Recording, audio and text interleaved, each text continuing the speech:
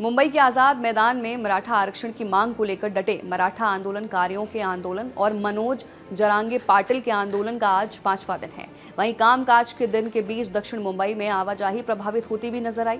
वहीं CST railway station से 500 metre दूरी पर मेट्रो सिनेमा जंक्शन पर मराठा आंदोलनकारियों के रास्ते भी रोके, जिससे ट्रैफिक जाम लग गया। पुलिस समझाने का काम भी कर रही है, लेकिन इसी बीच मनोज जरांगे ने महाराष्ट्र के सीएम देवेंद्र फडणवीस को बड़ी चेतावनी के साथ साथ बड़ी मांगे की हैं और अगर मांगे पूरी नहीं हुई तो मनोज जरांगे बड़ा कदम उठाएंगे। वो क्या है, बात इसी मुद्दे पर होगी। दरअसल मराठा आरक्षण आंदोलन के नेतृत्व कर रहे मनोज जरांगे ने 1 सितंबर को कहा कि अगर मुख्यमंत्री देवेंद्र फडणवीस ने मराठों की मांग नहीं सुनी तो 5 करोड़ से ज्यादा लोग मुंबई आएंगे। उन्होंने मराठा आरक्षण प्रदर्शनकारियों से ये भी सुनिश्चित करने को कहा कि मुंबई में आम आदमी को उनके कारण असुविधा का सामना न करना पड़े। वहीं हाई कोर्ट ने मनोज जरांगे और उनके समर्थकों को स्थिति सुधारने और 2 सितंबर तक मुंबई की सभी सड़कें खाली करने का मौका भी दिया।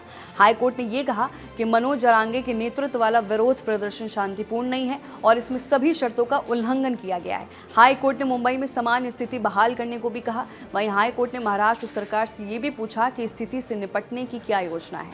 हाई कोर्ट ने यह भी कहा कि कानून का पालन सुनिश्चित करने के लिए कदम उठाए जाए।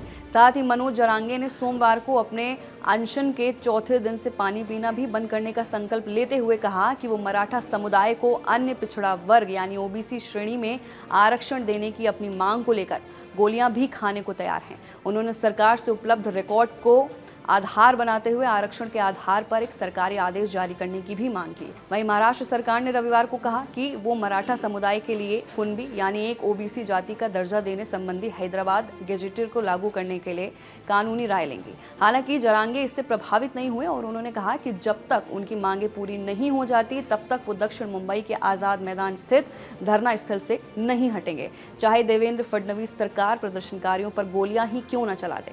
वो ओबीसी श्रेणी में मराठों के लिए 10% आरक्षण की अपनी मांग को लेकर शुक्रवार से आजाद मैदान में अनिश्चितकालीन अनशन कर रहे हैं। तो अब देखना होगा कि क्या उनकी ये मांगे पूरी होंगी, क्या देवेंद्र फडणवीस उनकी मांगों को सुनेंगे या आगे क्या कुछ होगा। फिलहाल के लिए इतना ही। मैं थी आपके साथ वंशिका सिंह और आप देख रहे हैं एबीपी लाइव।